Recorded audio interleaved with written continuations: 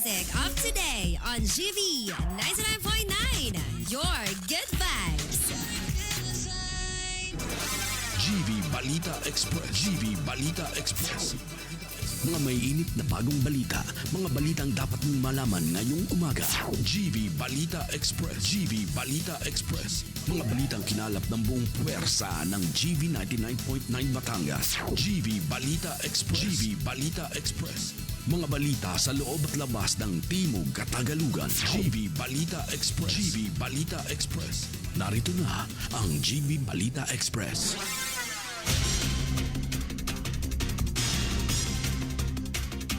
Magandang umaga mga ka-vibes. Kayo ay nakatutok sa GV Balita Express sa programang Good Vibes Morning. Kasama niyo po ang inyong lingkod, DJ Frankie, at kasama rin natin sa kabilang linya si DJ Joey Boy upang maghatid ng pinakabagong balita. Keeping you GV informed, GV aware, and GV updated. Muli ito po ang GV Balita Express. oras natin ngayon, 7:19 AM on the clock, Philippine Standard Time. Hatid sa atin ng Alaksan FR. Pag totoo ang relief, totoo ang relax. Alaksan FR. At para sa ating headlines, balita. Estrada, Revilla at ex-DPWH Secretary Banoan pinasisipot ng DOJ sa plunder probe. PBBM pinayuhan ng doktor na maghinay-hinay sa trabaho matapos ma-ospital. Chinese Embassy official nais ideklarang persona non grata ni Senate President Soto. Trip na pag-doorbell, nauwi sa pamamaril, 6 na estudyante, nakaligtas sa nag-amok na suspect sa Lipas City. At peking dentista, timbog sa Malvar, Batangas. Makeup artist na tagpo ang patay sa pampang ng Lobo, Batangas. Yate, nilamon ng apoy sa gitna ng dagat, 7 sakay nakaligtas sa Tingloy, Batangas. At Tingloy, Batangas, isa sa ilalim sa temporary tourism suspension. Para sa ating Good Vibes balita, mayor's permit at business tax libre na sa Batangas City. Para sa detalye ng balita at sa unang balita, Estrada, Revilla ay pinatawag ng DOJ sa plunder case. Ang detalye ihahatid ni DJ Joey Boy. GV Balita Express.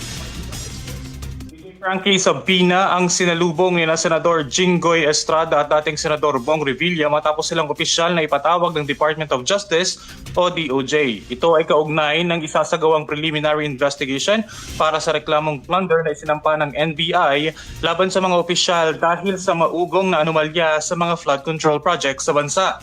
Ayon kay DOJ spokesperson Polo Martinez, noon pang Biyernes ini-issue ang mga sabina at hinihintay na lamang makumpleto ang mga receiving copies para tuluyang maihatid sa mga respondents.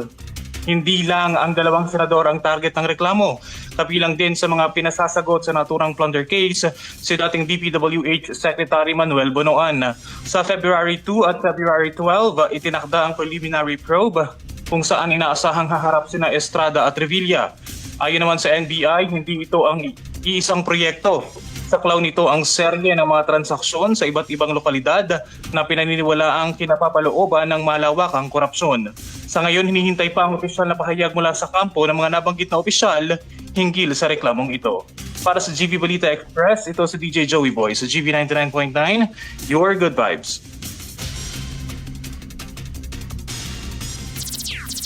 At samantala, update naman sa Malacanang, kalusugan ni Pangulong Ferdinand Marcos Jr. nasa ilalim ngayon ng monitoring ng kanyang mga doktor.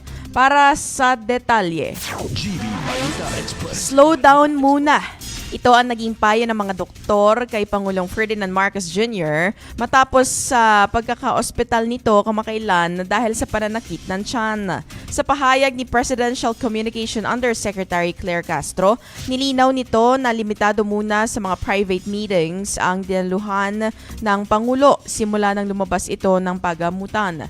Layunin nito na magbigay ng sapat na pahinga ang punong ehekutibo at maiwasan ang sobrang pagkapagod. Gayunpaman, tiniyak ni Castro sa publiko na nasa mabuting kondisyon ang Pangulo at sumunod lamang sa utos sa kanyang medical team na bawasan ang mabibigat na aktibidad. Matatanda ang ilang public events na ang dinaluhan ng Pangulo na nagimit siya ng espekulasyon sa kanyang kalusugan. Pero una nang nagpaliwanag si PBBM na hindi raw life-threatening ang kanyang nararamdaman at normal lamang itong nararanasan ng mga katulad niyang nagkakaedad na. Sa ngayon, nananatiling nakamonitor sa palasyo at nagre-recover ang Pangulo bago ito muling sumabak sa full schedule at mga out-of-town engagements. Para sa GV Balita Express, ako po si DJ Frankie sa GV 99.9, Your Good Vibes. At dako naman tayo sa Senado. Mainit ang talakayan sa Senado matapos isulong ang pagpapatalsik sa isang opisyal ng Chinese Embassy. Ang buong ulat mula kay DJ Joey Boy. GV Balita Express. DJ Frankie, direktang binangga ni Senate President Vicente Tito Soto III ang katuwang na tagapagsalita ng Chinese Embassy na si Guo Wei. Sa gitna ng pagtalakay sa Senate Resolution 256, iginiit ni Soto na ideklarang persona non grata o unwelcome person sa Pilipinas si Wei. Ito ay bunsod ng umano'y pambabatikos ng embahada sa mga opisyal ng ating gobyerno. Lalo pang nag-init ang sesyon ng ibulgar ni Senador Risa Ontiveros na habang nagdedebate ang mga senador, nag-post pa sa Facebook si Gong Wei na tila nangungutya sa mga mambabatas. Ayon kay Ontiveros, malinaw na gustong diktahan ng China hindi lang ang mga ating karagatan kundi maging ang ating social media at ang Senado mismo. Maging si Senador JV Ejercito ay nagpahayag din ng pagkadismaya at nais nang ipasibak ang bagong talagang Chinese ambassador dahil sa mga pahayag na lalo lamang umanong nagpapalala sa tensyon ng dalawang bansa. Ngunit sa gitna ng init ng diskusyon sa plenaryo, nagbigay ng reality check si Senate President Pro Tempore Panfilo Ping Lacson. Ayon kay Lacson, base sa kanyang pagsangguni sa AI tool na ChatGPT, tanging ang head of state o pangulo lamang ang may kapangyarihang magdeklara ng isang diplomat bilang persona non grata. Sa ngayon, nananatiling nakabinbin ang pinal na aksyon ng Senado kung formal nilang hihilingin sa Malacanang ang pagpapaltadsik sa naturang opisyal. Para sa GV Balita Express, ito si DJ Joey Boy sa GV 99.9, Your Good Vibes. Di din naman sa Lipa, Batangas, mga ka-vibes, nauwi sa pamamaril ang isang simpleng biruan ng mga estudyante. Narito ang detalye. GV Balita Express. Milagro nakaligtas sa kamatayan ang 6 na grade 12 students matapos silang paulanan ng bala ng isang iritadong gunman sa Barangay Maraway, Lipas City noong Lunes. Na base sa ulat ng Lipas City Police, lulan ng isang sasakyan ng mga biktima nang tumigil sila sa tapat ng bahay ng suspect at ayon sa investigasyon, isa sa mga estudyante ang nagkatuwa ang mag-doorbell sa bahay nito, isang biro na nauwi sa panganib. Dahil sa nais mabilis na lumabas ng bahay ang suspect na armado ng baril at walang pakundangan nitong pinaputukan ang behikulo ng mga kabataan. Bagamat mabilis na nakapaharurot palayo ang mga estudyante, bakas sa trauma sa kanila bagaman na walang nasugatan sa insidente. Matapos magsumbong sa kanilang mga magulang, agad na nagsagawa ng follow-up operation ang kapulisan na nagresulta sa pagkakaaresto ng suspect. Nasamsam sa kanya ang isang caliber .45 pistol at mga bala. Mariing namang kinukondena ni Batangas Police Director Police Colonel Giovanni Emerick Cibalo ang naturang karahasan. Aniya dine sa Batangas walang takas at tinitiyak niyang mananagot sa korte ang suspect dahil walang lugar ang ganitong uri ng dahas sa kanilang komunidad. Sa ngayon ay nahaharap sa patong-patong na kasong kriminal ang arestadong gunman. Para sa GV Balita Express, ako po si DJ Frankie. Sa GV 99.9, Your Good Vibes. Samantala, sa Malvar, Batangas, isang peking dentista ang nag-aalok ng murang dental braces online. Huli sa entrapment operation ng PNP Anti-Cybercrime Group. DJ Joey Boy, paano natuntun ang suspect? GV Balita Express. Oo, DJ Frankie, ngis-ngis na naging hapis ang inabot ng isang 26 anyos na lalaki matapos siyang posasan ng mga otoridad sa Malvar, Batangas. Kinilala ni ACG Director Brigadier General Wilson Asueta ang sospek na si alias Jones. Ayon sa investigasyon, matagal nang minamanmana ng sospek dahil sa pag-aalok nito ng DIY o do-it-yourself braces sa social media kahit wala itong sapat na lisensya at hindi rehistrado sa Philippine Dental Association. Sa ang entrapment operation sa mismong apartment ng sospek. Nahulog sa bitag si Joms matapos siyang tumanggap ng 1,800 pesos mula sa isang poser patient na kunwari ay magpapalagay ng braces. Ang nakababahala dito, DJ Frankie, aminado ang sospek na sa mga DIY tutorial lamang sa social media niya natutunan ang pagkakapit ng braces. Ngayon ay nahaharap na ang suspect sa patong-patong na kaso gaya ng paglabag sa Republic Act 9484 o ang Philippine Dental Act of 2007 at Republic Act 10175 o ang Cybercrime Prevention Act of 2012. Nagpabala naman si General Asueta sa publiko na huwag magpasilaw sa murang presyo ng mga dentistang online at siguraduhin sa mga lehitimo at lisensyadong dentista lamang magtungo para sa kaligtasan ng inyong kalusugan at ng inyong mga ngipin. Para sa GV Balita Express, ito si DJ Joey Boy sa GV 99.9, Your Good Vibes. Isang makeup artist ang natagpo ang wala ng buhay sa Pampang sa isang barangay sa Lobo, Batangas. Kagabi, ang biktima ay hinihinalang pinatay matapos ang isang inuman. At para sa detalye, GV Balita Express.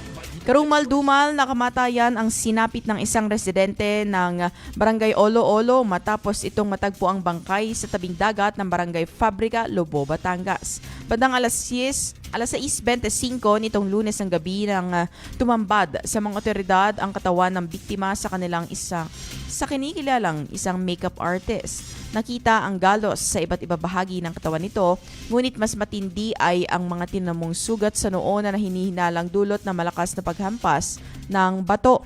Sa paligid kung saan natagpuan ng bangkay, nakuha rin ng mga investigador ang ilang bote ng alak. Dahil dito, malaki ang hinala ng mga pulis na may mga kainuman ang biktima sa tabi ng dagat bago naganap ang krimen. Sa ngayon ay blanco pa ang pamilya at mga otoridad sa motibo ng pagpaslang.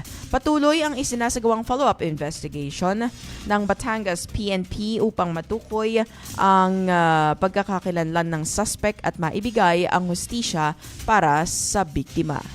Para sa GV Balita Express, ako po si DJ Frankie sa GV 99.9, Your Good Vibes. Samantala, isang sunog sa gitna ng karagatan na sakop ng Tingloy, Batangas, 7 individual na kaligtas mula sa nagbabagang yate. Para sa detalye, narito po si DJ Joey Boy. GV Balita Express. DJ Frankie, nauwi sa tensyon ang sanay masayang paglalayag ng isang yate matapos itong sumiklab sa tapat ng Barangay San Juan, Tingloy, Batangas. Ang naturang sasakyang pagdagat ay patungo sana sa Nasugbu para lumahok sa isang kompetisyon nang bigla na lamang itong lamunin ng apoy. May 4 na kilometro ang layo mula sa Dalampasigan. Dahil sa mabilis na koordinasyon ni Konsehal Nick Menya, agad na kumilos ang mga tauhan ng Philippine Coast Guard, Tingloy, Bureau of Fire Protection at mga lokal na bantay dagat. Ayon sa impormasyon mula kay Andy Manalo, hindi rin nagpahuli ang mga volunteer na bangkero gaya ni Omar Adalia na siyang nagsilbing gabay ng mga otoridad upang mabilis na marating ang mismong lokasyon ng insidente. Mabilis na nakalipat ang 7 sakay nito sa isa pang kasamang sasakyan pandagat na nasa paligid. Sa kasalukuyan ay ligtas na ang lahat ng mga biktima habang patuloy pa ang malalimang investigasyon ng mga otoridad kung ano ang naging mitsa ng apoy. Paalala naman ng PCG sa mga magdalayag bago pumalaot, tiyaking nasa A1 kondisyon ang inyong mga sasakyan para iwas disgrasya sa gitna ng karagatan. Para sa GV Balita Express, ito si DJ Joey Boy sa GV 99.9, Your Good Vibes. Sa Tingloy, Batangas pa rin, pansamantalang ipinatitigil ang lahat ng tourism activities sa Isla ng Tingloy simula ngayong Huwebes at narito ang detalye. GV Balita Express. Isang mahalagang kautusan ang nilabas ng tanggapan ng punong bayan ng Tingloy, Batangas sa ilalim ni Mayor Lauro Alvarez. Simula ngayong Huwebes, January 29, epektibo ang Executive Order No. 2 na nag-uutos ng temporary suspension ng lahat ng tourism-related activities sa nasabing munisipalidad. Kasama rito ang pagbabawal ng pagpasok ng mga non-resident tourists sa isla. Ito ay sa kadahilan ng limitado ang kapasidad ng mga sasakyang pandagat o passenger vessels na bumabiyahe, papasok at papalabas ng isla. Sa kasalukuyan, 3 lamang na fast craft ang mga kaukulang Certificate of Public Convenience o CPC para bumiyahe sa rutang Mabini patungong Tingloy at pabalik. Samantala, mahigpit ng babala ng Marina at Philippine Coast Guard na bawal magsakay ng pasahero ang mga cargo vessels at sino mang lalabag ay maaaring mapatawan ng suspensyon ng kanilang CPC o permit. Sa kabila naman ng suspensyon, pinayagan pa rin bumiyahe ang mga residente ng Tingloy, ang mga essential workers at government o healthcare personnel at kasali bilang emergency at humanitarian responders maging ang divers mula sa Mabini Resorts na may valid dive passes at may day dive lamang. Ayon naman kay Vice Mayor Dr. Mikey Alvarez, aabutin pa ng 1 hanggang 2 linggo bago maayos ang mga papeles ng 2 pang malalaking barko na ginagamit ng shipping company na magseserbisyo sa mga pasahero. Mananatili ang suspensyon hanggang sa maging sapat na ang bilang ng sasakyang pandagat na may permiso mula sa Marina at Coast Guard. Para sa mga ka-vibes na planong bumisita, pinapayuhan po na ipagpaliban muna ang inyong mga biyahe upang maiwasan ang abala at masiguro ang inyong kaligtasan. Para sa GV Balita Express, ako po si DJ Frankie sa GV 99.9, Your Good Vibes. At magandang balita para sa mga nagnanais na magnegosyo sa Batangas City at sa mga magre-renew. Mayor's Permit at Business Tax, libre na ang detalye. Ihahatid ni DJ Joey Boy. Pasok! GV Balita Express.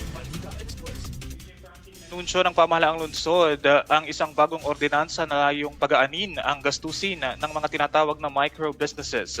Isang malaking tulong ang hatid ngayon ng pamahalaang lungsod ng Batangas para sa mga small-time entrepreneurs. Sa ilalim ng pamumuno ni Mayor Marvy Marino, opisyal nang ipinapatupad ang Startup Community Micro Business Tax Exemption Ordinance of Batangas City. Layunin nitong tulungan ang mga sari-sari store at community-based enterprises na makatayo sa sarili nilang mga paa nang hindi muna iniintindi ang mabigat na bayarin sa buwis. Ayon sa ordinansa na naging epektibo noong Oktubre 2025, kailangang ikaw ay residente ng Batangas City, walang utang sa anumang buwis o permit fees at ang iyong puhunan ay hindi lalampas sa 50,000 pesos.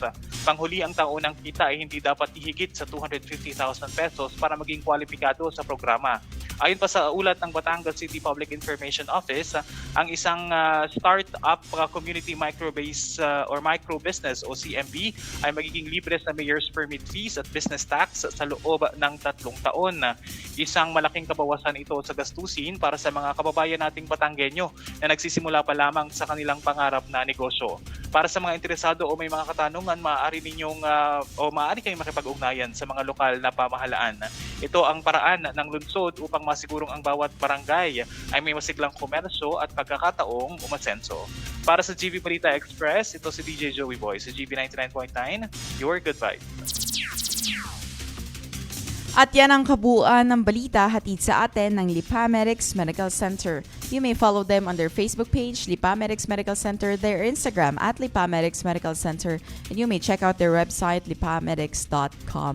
Oras natin ngayon, 7:37 a.m. on the clock, Philippine Standard Time. Ako po si DJ Frankie at nakasama natin sa kabilang linya si DJ Joey Boy, keeping you GV informed, GV aware, and GV updated. Manatiling ng katutok sa GV 99.9, Your Good Vibes. GV Balita Express. GV Balita Express. Mga may init na bagong balita. Mga balitang dapat mong malaman ngayong umaga. GV Balita Express. GV Balita Express. Mga balitang kinalap ng buong puwersa ng GV 99.9 Batangas. GV Balita Express. GV Balita Express. Mga balita sa loob at labas ng Timog Katagalugan. GV Balita Express. GV Balita Express. GV Balita Express. GV 99.9.